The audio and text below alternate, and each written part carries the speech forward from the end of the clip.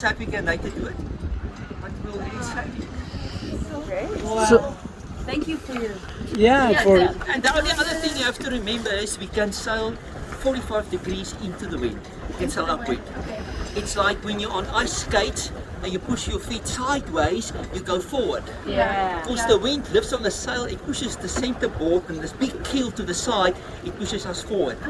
And we can go 1.5 times the speed of the wind upwind. If we go downwind, we can only go the speed of the wind, then it's just floating around with the wind speed. Yeah.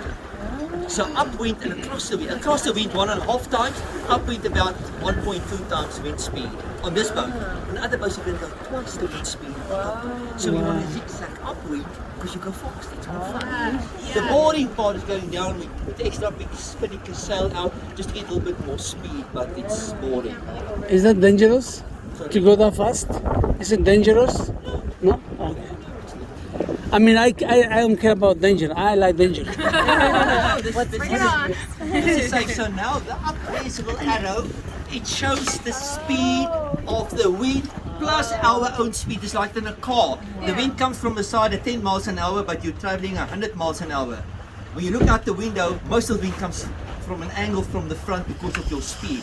And that little arrow tells me that. And those two other little ratings at the back tells me how high can I turn? If I go straight in the wind, we're just going to stop. See, I've got to turn. Now the arrow shows this is as high upwind as I can go. If I turn more into the wind like this, we're just stopping. This is how we park. If there's a strong wind coming, something goes wrong, we just turn like this and see, now we're coming to the virtual standstill. But now I can't steer because we need to move before the rudder can work. So we don't want to go that high up in the wind. Yeah. So if we want to get to the top of the lake, we do zigzags. Oh, So really? 45 degrees with the wind, then we turn 90 degrees, then we do a zag that way and we do the stacking. Really? Zag and we get to the top of the lake at 1.2 times the wind speed. So So it's a long path, but we're doing it quite fast. So who invented this kind of sailing? The Vikings or? They discovered it. At that time they could go across the wind, they couldn't go upwind because they had these big billowing sails. So they could go slightly zigzag, but they had to go at 80 degrees or do 20 to get to the top of the lake. Wow. And then one guy decided they're going to put these little flat sails that you can set like wings. And this is a Bermuda rigging, these triangular sails. So the guys at Bermuda, those ancient inhabitants, Really? were better with the sailing. And then Columbus, everybody saw these boats and they did that rigging, and suddenly they could go higher upwind, and then we got the So boats that's that we how they have knew now. because Yeah. they'd already done it. Wow. They discovered it the right way, and that's. Wow. And we teach children up 9, 10 years old to start sailing in 3 weekends. You guys can learn 2 Wednesday evenings here and 2 Saturdays. On the 3rd weekend, you guys can go out on your own on a boat, and we'll just be in a little rubber duck behind, just keeping eyes where you're going. Yes. So you gotta always look that way too. Yeah, so we're going zigzag, we're going 45 degrees. Now if the wind gets strong, we're going to heel over a little bit. So I can do 3 things. I can let it go, sail and do speed, and then the wind just wash over it, and once the strong wind dies down, go faster again. I can enter into the wind and slow down, or we can just keep our heading, lean over a little bit and get some speed. Yeah. That is so amazing.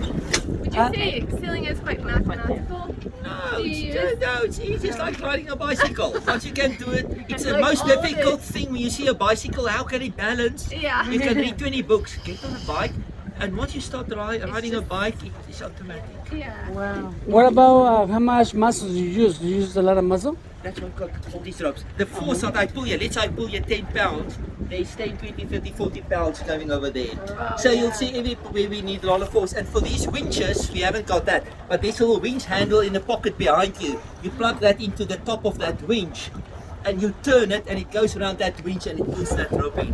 So you've got the front jib. Wow. We've got the front jib that we can also put out if you guys want to. Then we've got 2 sails out. And what size is this? Is like a small, medium, large? Small boat. Small. It's a small boat. Yeah, it's a small boat. Can this sail in the ocean? Yeah, you can take this one out. Really? See, here comes a strong wind puff. Uh-huh. When the water turns dull, then you dull or small coming. So we just gonna ride it, and we're just gonna tilt it over slightly, ever so slightly. you get to pick a lot of ladies with this kind of equipment? Like, you know, like a brand new car, you know? Works just as well. Ladies love this. Of There course. was one guy with We're his all here. girlfriend and we joked and two other friends on. And with the chip at the front, as we turned, there's a lot of wind in it and she battled to pull it out. So I told him, listen, just wait a moment. And I turned into the wind, then there's no wind in the sail. And just very small hand, he pulled it tight and get it a bit smaller and he realized.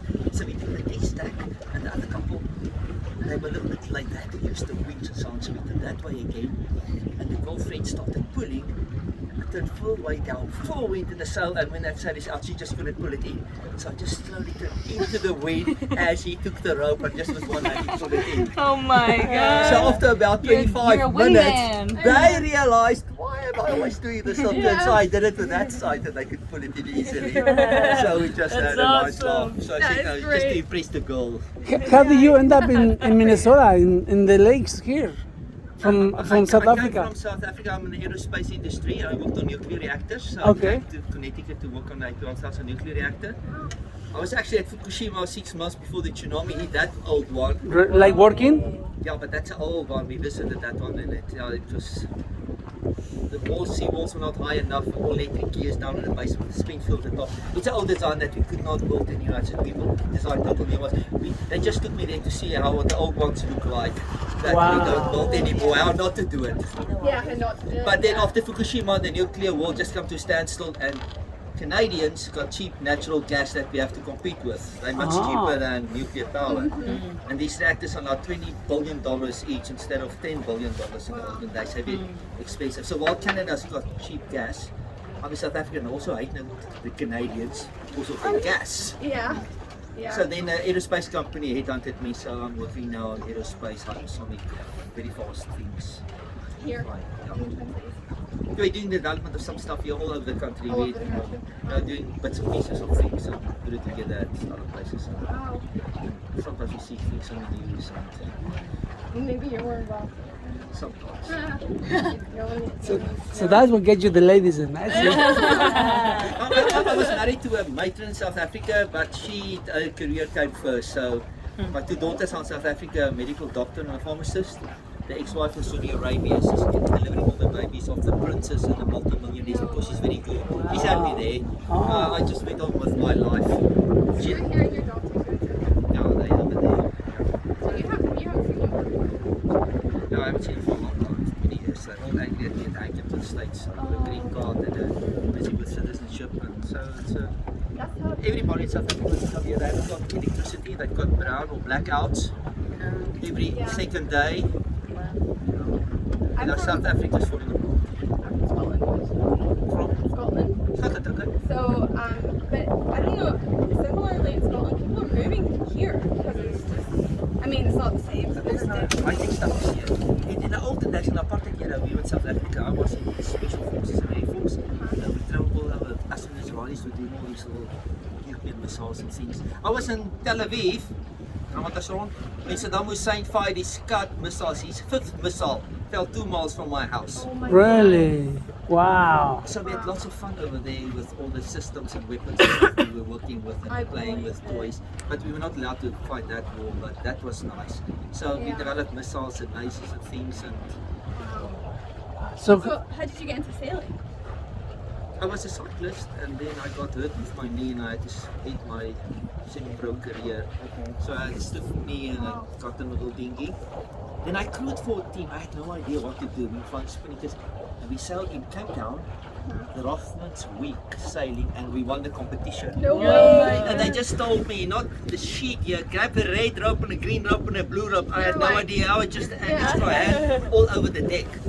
And then I said, why don't you start sailing with a dinghy? You don't need a active knee. My knee couldn't bend much because I had lots of operations on it and stuff. And then one day I went out on a small little dinghy, so now this line of water out in Cape Town in the ocean. And a tsunami wave came, a freak wave. No way. It was higher than these trees. You sail and the wave is higher than that. no, These buildings. really? And I saw it and I realized okay, I'm dead. So what I did, I capsized the boat. I was under the boat and the wave came and rolled us over twice. The next moment I'm on top of the boat riding this white foam. And in that process, my leg could only bend 5 degrees, bent all the way back, tore all the ligaments, it's swelling up. I'm 5 miles out. as I got ashore, stuff was just floating. I was just looking for boats, but coolers. A small little car came drifting in the ocean, and I had this swollen knee, rushed me to hospital by the time I got out, and then my knee was as loose as it's today. So that tsunami wave loosened up my knee. And then I started serious sailing. And then I sailed dinghies, and then the national championships came. I was good at that. So I'm an engineer. It's easy to sail in these little boats. It's fine. I was gonna say, as an engineer, it's probably like really in your favor because you get to see all these, I understand it better. The guys at this club are not all that tuned in.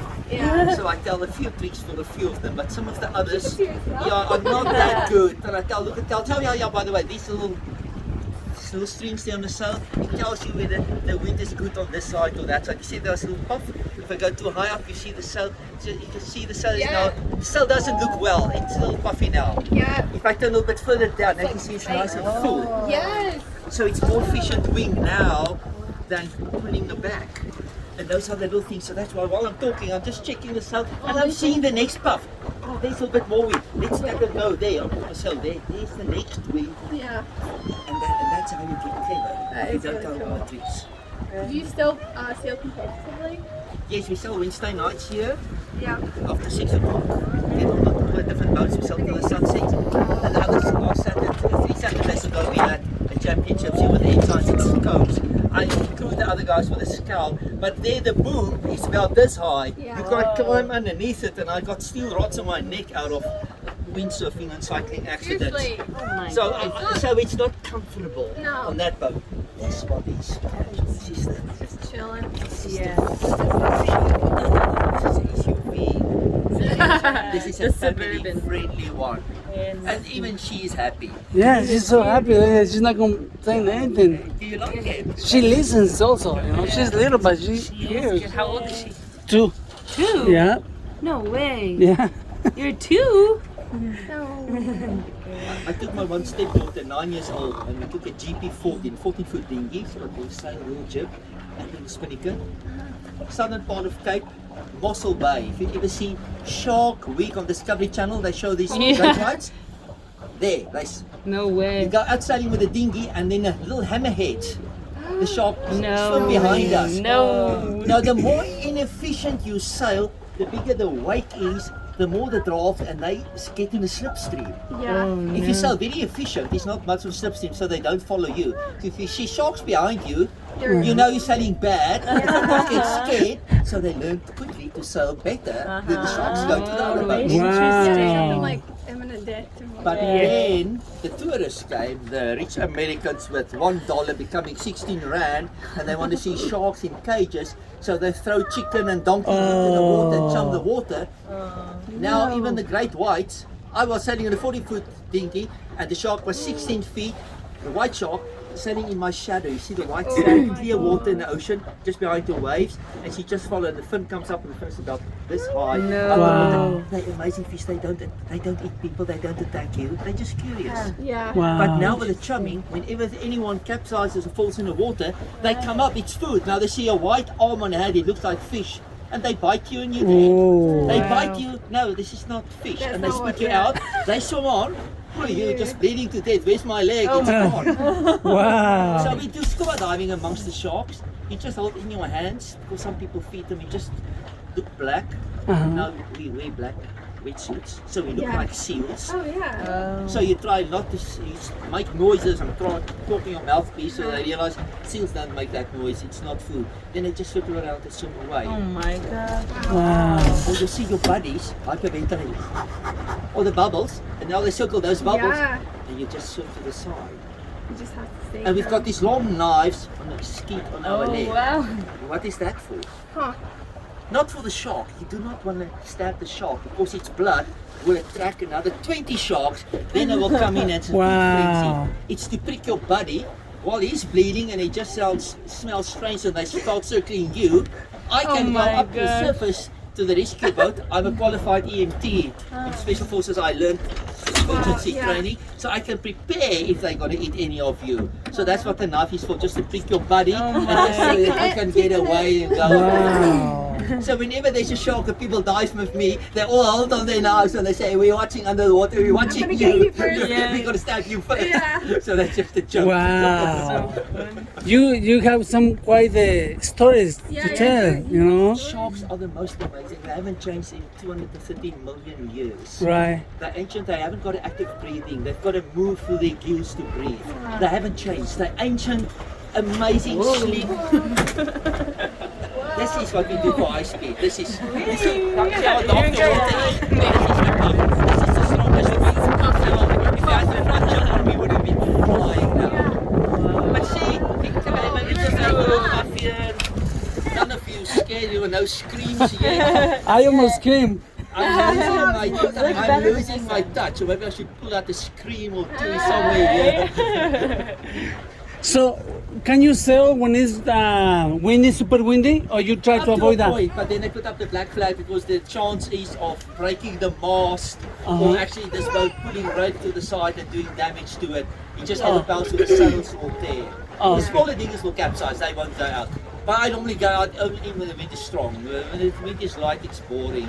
Is this a good day for sailing? Yeah, this is a good day. But the puffs keeps on changing. So in a competition, you've got to watch out. Because as the wind starts changing, something will suddenly come from that side. The boom will slip over. Yeah. Not watching. So Yeah. even while talking, you can see my eyes are just Just looking around. scanning where the next little puff is. Which I'm always in mode to get to where the wind is. The wind is our friend. Do you do this in Lake Minnetonka, or you wouldn't do this in Lake I will go Minnetonka? there, but then, like I said, there are 100 guys, 100 boats there at the time in a race. You've got to have a very experienced crew. And those guys are serious about sailing and competitions. And there are so many boats and you've got to dodge this one. So your crew has got to watch out. So there's one guy just watching me. The next guy is doing a stupid thing so we can find a little gap without hitting this guy. We've got to stand on this guy's way, but we've got a right of way on those two. If we can get past that idiot there that's just going on the wrong tack. Right. So now so it becomes very busy and it's hard work. Yeah, busy. So you will be like a bicycle in the freeway, right? 200 bicycles on the freeway Right. with trucks all over here. And it's a little bit hectic. So Minnetonka's nice, but I enjoy sailing. Minnetonka now, the guys are shutting at one another, crashing in boats and stuff. Minnetonka is crazy. My uncle used to live out there. It's just like people are out all over. It's just a very busy place. That's Fun. the road the way But I didn't tell you guys, 1 year I took 2 of my friends, illegal engineers that's never sailed before. I taught them sailing. By the time we got to the top mark, we won the club championships. Nice. Because these guys were setting the sails and they were all doing the right things. And we went to the one side where the wind was stronger and the other guys were the dull end of the lake. So the next race, everybody went to that side. We went to this side and then the strong wind was there. We won the second race. That's So the third race, we just were just a little bit better set up than them. Yeah. So we won 3 wins. Then the fourth race, they ganked up and some guys were blocking us, so they only got a 3rd place. But if you sail 5 races, the best 3 counts. So we had first 3 That's wins. awesome. So for the 5th race, we just sailed back to the club and said, "No, you guys can." We started the 5th race and sailed right back to the club. We had the disqualification for that, but we had 3 wins. We won the championships. Was the first 3 count. We were already drunk with wine and Yeah, burgers just and like stuff we had on time. shore, and they came. The guy hated me, so next year there were 6 boats, and every time 2 of them were blocking us. By that time I had a good crew with me, experienced guys. And then I get second place. The next race, the other guys will just block me just enough that the other guy wins another. So that guy came 3rd. So the 3rd year I said, "You guys, you can. I'm not They're defending a against you, it's title. like Yeah, not I'm not. fair." I can't fight against 6 other boats." Yeah. Then there were 10 boats lining up. So then they fought against one another. Yeah. So I started, and then I just said, "Occasionally come last gently." We were joking about it and just enjoying ourselves, just showing them off. Yeah. These guys were really serious. Like, it depends on the wind. If there's more wind that side, that guy's got to win. Lucky you, you're on that side. Yeah. I had no idea. But now I see it will come to the bridge. Wow. How often you do this a week? Like 3 times a week, 4 times a week? Sometimes on Wednesday nights, but the moment we're doing design reviews, I don't come here on Wednesday night. I come here at 6 o'clock at night and sail to the sunsets. Right. That's But on Saturdays and Sundays, 3 Saturdays ago, I sailed 2 Sundays ago, Last weekend I didn't sail. Oh yeah. No, if it's cloudy and rainy and the wind is 2 knots and there's no breeze, I'm too lazy. I don't have to sail in a So- 2-mile-an-hour wind. I wait till like it's your good like dress. today. So when it's like boring here, you take your plane and you fly to Florida quickly? No, I'm not allowed to fly in the United States. They don't recognize a pilot license. They don't recognize a skipper license. They didn't recognize my car driver license in Connecticut. I had to do the 25 questions, drive around the block, do a 3-point turn. Yeah. I had to do it. 52 years old. That's crazy. But they acknowledge only my 3 engineering degrees. That's all they acknowledge because they need that for money and work. But everything else, you've got to redo everything. But when you I have got to to do the that? club here, I just go out sailing once in strong wind. I can sail here up to a black flag. And we get up to this boat once in the black flag, and things were a little bit hectic. Yeah. We pull the mainsail down up to that first row of rings to make it a bit smaller. Yeah. Pull it down, and those little rings there get tied up here on the mast to make the sail big more. I mean, adjust the sail with that rope so it falls out at the top part, so it's not that tight. Oh, look at that. Then the wind is strong and you can't make a mistake. Okay, I will do a tack and do a slow run back to the club because we're very far up here. I think we're nearly out of time. How long you live in Minnesota? How many years? 2 years. I came here and 2 months later I got COVID. Really? 11 in here to get COVID. Oh, and that's the first time you ever you came to Minnesota 2 years Yeah, ago? I was busy buying a house. So before I moved into my house and then I was nearly died for 7 months. I was very sick. Wow, from the COVID? Yeah, I had asthma. They didn't know about COVID at that time. Oh wow. And they didn't know. I had a deer in my backyard with a fawn and she broke her leg. They run mountain houses in the garden. And as she broke her leg, I called the police to come and shoot her and stuff, and so she's suffering and they didn't want to. So I coached her to my front yard so that the neighbors, everybody drive past and see this poor deer that's been suffering now for 2 days. I just couldn't kill her. I can't kill her. Like I said, I was in special forces, I was a sniper, but I can't kill an animal. It's just not Yeah. my nature. And this car stopped and this old guy got out. Oh, sorry, I just wanted to and then he just coughed the whole time and I said, just help me with the 2 fawns, keep him out of the road that the cars don't kill them. And he said he and his wife just returned from Seattle, they went on a cruise. They toured China and Japan. Oh wow. And everybody on the ship got the flu. They were sick and his daughter in Seattle is pregnant, so he decided to come and go visit the other kids here in Minnesota. So he brought the Wuhan virus and he coughed once on me and 4 days later I was so sick I nearly died with asthma attacks in the hospital. The people had full gear on head to toe N95. Nobody knew what it was.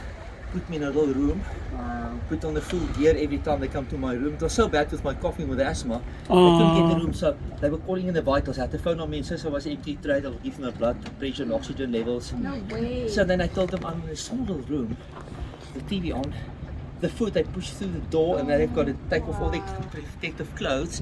I said, I'll go home. I can cough at home. Yeah. And you can call me there every 2 hours.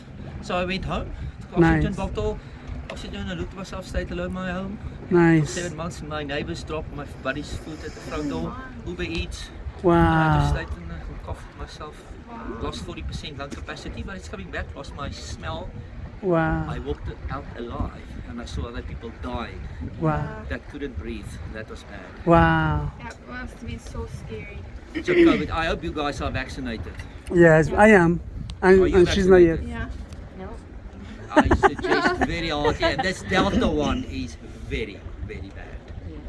So really consider it. It's RNA. It's just a spike protein. It's not a COVID. It's not. Don't go for Johnson and Johnson. No. Pfizer and Moderna can't give you COVID. It just tricks you to the little things that sticks out the corona parts of it, and it tells your body just to cover and kill those little things. That's it. That's the safest vaccine that we ever made. Is RNA. There's nothing better than that ever. That's the way vaccines will from now on go for viruses. How many people die of regular flu? Regular, flu every year? Ebola is really, really. But I think sorry, the winters just keep on changing. These are the little puffs. That's why we like That's sitting why all I the said time, we're all right? Sitting, Yeah. and I You're just so saw that good. little puff coming, and this is what happens. So probably like 150,000 people die of regular flu. Over here, In with America? just In in the America, US? 650,000 people died of it. Of regular flu, Oh, not no, regular flu is about 60,000. 60,000. Okay. But it's like immune suppressed asthma. My asthma made mine worse, but Yeah. also with my coughing, it helped get more oxygen in my lungs. I used corticosteroids, and that's what President Trump also used with his cocktail. The corticosteroids help for the asthma. That also helps for Right. the Ebola in your lungs because that's where it starts. Mhm. So asthma patient either dies or you come out alive. So it's a Wow. 50-50. It's like a coin push, that stuff. So it's bad. The Well- other viruses are okay, but this Delta one is like measles. It's more contagious, and this one much higher viral load. My Yeah. one daughter is, like I said, medical doctor in South Africa. Other one's pharmacist. They haven't got these RNA viruses. Africa has got all these coolers. They got Johnson and Johnson, and they dying by the thousands. And young people. You get people now 10, 12 years old that end up in ICU. There's a 1-year-old at the moment in Florida in hospital with COVID. Now the young people are getting very sick. So the Delta is the previous ones you would not have get sick, but you've got a high risk of getting it now at your age, and you may get very sick. I'm just telling you. I have a nephew. He's 30 years old. He doesn't want to take it, and he got the coronavirus, and he survived. Yeah. You know, he was sick for a week.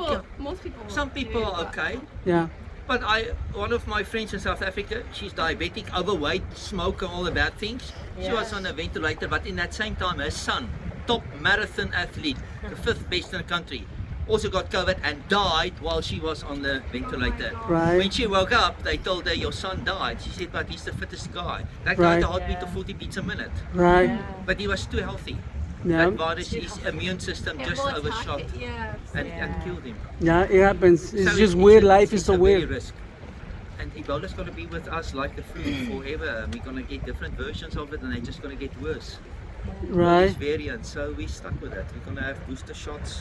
Yeah. And Well, this is the way I see it is just population control.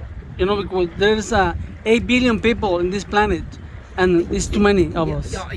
It's just population some things control. to it, but this virus is a little bit, I don't know, it's not selective. If you just killed all the weak and the dumb and the lazy or whatever, but it kills anybody Yeah, now. anybody. You know, Yeah. it's taking out good people, Yeah. and some of the family traits that generations get lost now with even healthy people now. Yeah. I'm interested to see what it does about if it changes anything about how we live. Because you know, I mean, at least in the Western world, a lot of people ended up working from home. Not everybody, but you know, and like have realized, wow, I don't spend any time with my family, or I don't have time for myself. I used to just work all the time. So I'm interested to see if it makes a difference to like our work-life balance. Yeah, interesting. Like I don't know, maybe. Surely. I hope so. It'd be nice Yeah. to have a bit more Yeah. time. I've lost 7 school friends and 8 other family members, not direct family members, but cousins twice removed. COVID? 15 people in COVID, but the Delta variant in South Africa. Yeah. They're all younger than me and much healthier than me. Last night I went to a party actually to celebrate a guy who died of COVID. He was only 55. He was like very outgoing, very friendly, he likes to party, and he wasn't there last night, and the party was in his honor. You know, like The original COVID is so like, young, 55. The first one is like flu, but just a little bit worse, much worse. It's about 10 Yeah. times worse than normal flu. This Delta is maybe 100 times worse. Yeah, The viral load is, it generates so fast, so quick, and it just overwhelms one's immune system. Yeah. It makes it quick. So I will definitely have to go for a booster shot after that. Okay, the Pfizer, the second shot, I got COVID the second time, end of November last year, another variant. So Minnesota Australorm called me in. They thought I had the South African virus, the 351. So I said, I haven't been to South Africa. They said, oh, they were disappointed. But they did my blood wanted test and something. they said I had another Interesting. variant, slightly, but the immune system was okay. My immune system nearly killed me. That's what kills you normally. Yeah. The virus is okay, but your immune system just said, I'm going to Doesn't know what generate to T do. and B cells and it's going to take out everything. It take out your smell, your taste, your Yeah. kidney, your liver for that, and that's you die of that. Yeah. Yeah. No, Is that just the wind or a motor? Is there a motor in that? No, just the speed that it does. I used to sell those as well, but those are tricky and ugly ones. They fast. That's Yeah, the they're fastest. fast. So can we get like a business card from you? Yeah. My business card, I'll give you my cell number. Yeah, that way, because you are really And if you awesome. guys ever want to sell again, come on in Sunday. You sell for free. I'm a club member, so I just grab a boat and I. Thank you so much for taking us out. I think this was I an. like taking out people, so I take people out every time, new people and so on. So since I'm not racing lately and stuff, so I like taking out people. I used to do it in South Africa as well, doing introductories, and this is nice. And Seriously. I think this was a wonderful ride, Yeah, this you know, is but you fun. are more wonderful actually, you know. Aw. Yeah, this is really nice to talk I'm to glad you you. guys enjoyed it. I think you're a really awesome guy, so, you know, I'm like thankful for this and She thankful was for you really more. happy, so it was a She- I was gonna say, do you want a picture? But she's just. She can't tell. She fell asleep, I think. She's just So relaxed. It was quite So you can see I'm very happy with taking small kids. I used to always make fun. They said, the kids got a stone show. I say, no, bring life jackets, get them on the water. That's it. Right. It's a life jacket. That's all we always need.